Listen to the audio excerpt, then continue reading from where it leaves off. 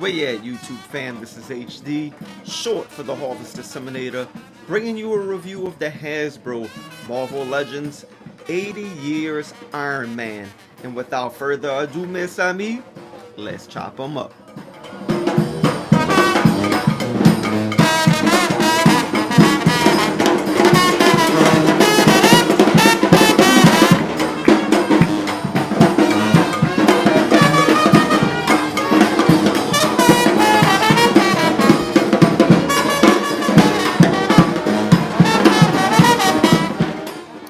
Here's Iron Man in the box. You can pick this guy up at retail, at Walmart, or Target. I found mine at Target. You do have the 80 years insignia. You have the traditional Iron Man lettering here. On the side, you have a depiction of the Alex Ross artwork.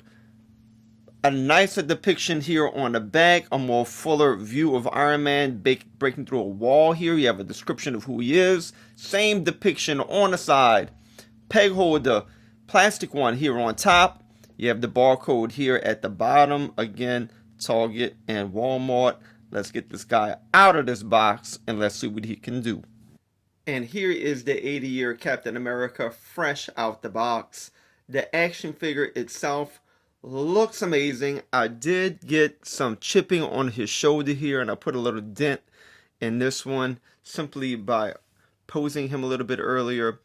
Not too big of a deal. We will get further into the sculpt and articulation of the figure, but first let's take a look at his accessories. And man, I must say that this guy came accessorized. He came with 2 head sculpts, 2 of these blast effects, 2 of these rays, if you will, blast rays, 2 additional hands, and 2 head sculpts. Compared to the mighty Thor 80 years, Thor came with an additional hand and his hammer, and that's it. So they went all out with this guy. Looking at this, I wish Thor would have came with more. So this is great. You know, this head sculpt right here is phenomenal. The Tony Stark traditional head sculpt, man, really killed it. The eyes are decent. They're not all wonky looking like Cap's eyes. So really good job there. You do have an additional body armor head sculpt. So this one's nice. I like the paint apps. Looks real good. And of course you have these blast effects. We've seen these before. The hands. Now when we get to the hands that hold the blasters, they do not have a hinge. Okay, they just peg right in. Wish they would have had a hinge and you could articulate those a little bit more. However, the fists, they do have a hinge, so that is good. Now let us take a look at the sculpt of the figure. I put on one of his alternative heads. I like this head sculpt. It is very traditional. It might be hard to catch this with the lighting, but you can see the wiring over his mouth there. So I like that attention to detail.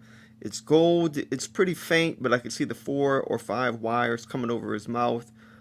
So great attention to detail. It seems as though he has like a bit of a nose there, so it's not flush like the other one. So I like this head sculpt. It's good. It looks great. The paint apps are nice. It is like a very kind of brighter metallic red. The gold that was used, this matted gold, is spot on.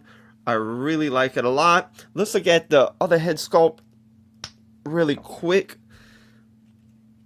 of Tony Stark. Alright, so here he is. Okay, you have this brown wash in his hair along with the black, which is nice. Again, his eyes look great. I like the mustache. The overall head sculpt is really, really, really nice. One thing to point out, it's not a big deal to me. Let's look at the head sculpt that came in the box. You know, it is smaller than his head. I'm trying to do this to where you could see it. It is smaller than his head, which is alright with me. It's not like I'm trying to put the helmet on this guy, but it is a bit smaller, but this still works. The head sculpt does scale the body very nice. So, you know, I'm not going to complain with this. So overall, first impressions, really good. I like the detail in the sculpt. You have these two knobs here on his breastplate. Of course, you have this centerpiece. You do have these two little plastic pieces here on his belt here on his waist, which are nice. Great sculpting in the boots. Yeah, so overall, I mean, nothing phenomenal in terms of detail in the sculpting, but it's basic, and that's what the more historic look of Iron Man looks like.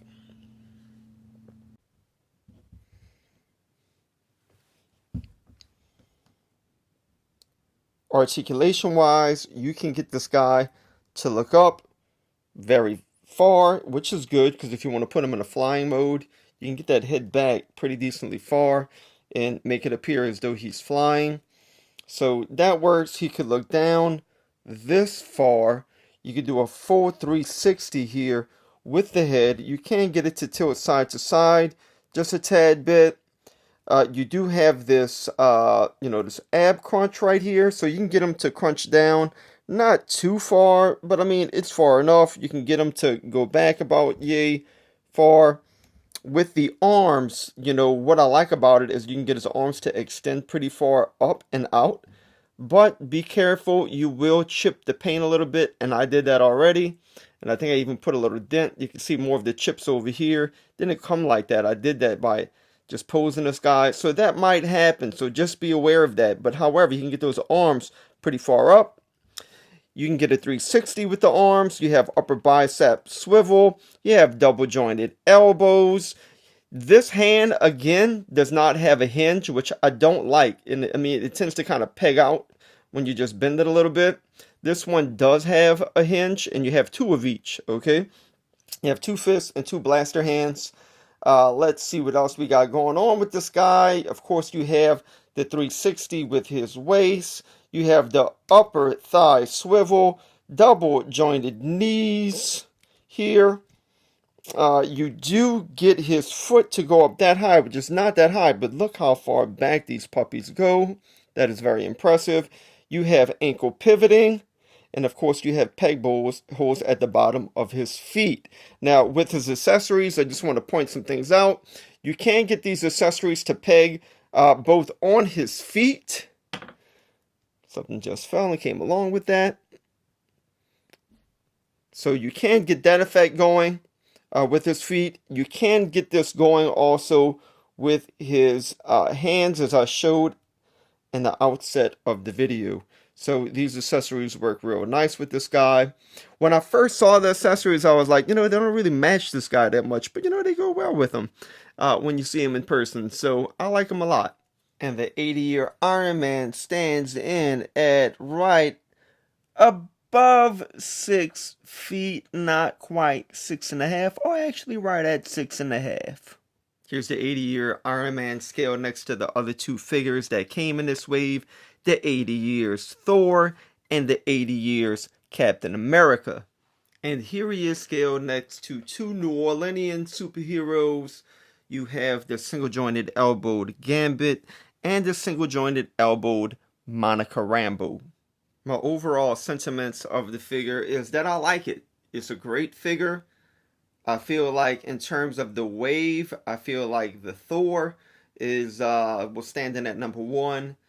Coming in at number 2 would be Captain America, and then coming in at 3 would be this Iron Man. Even though he comes with all of these accessories, I don't like that the paint gets chipped when you raise his arm, nor do I like that you have these hands that don't have hinges on them. I know it's nitpicking. Nonetheless, I think he's a great figure. Should you have him in your collection? I would go ahead and say absolutely. Is he a must-have? Sure. I like them. Okay, so yeah, if you don't have them, you can pick them up at Walmart. You can pick them up at Target. Currently, he's selling at retail. If you cannot find them at your local Target or Walmart, go down to the description below. Go to my webpage, and I have links to where you can buy this guy online. So listen, guys.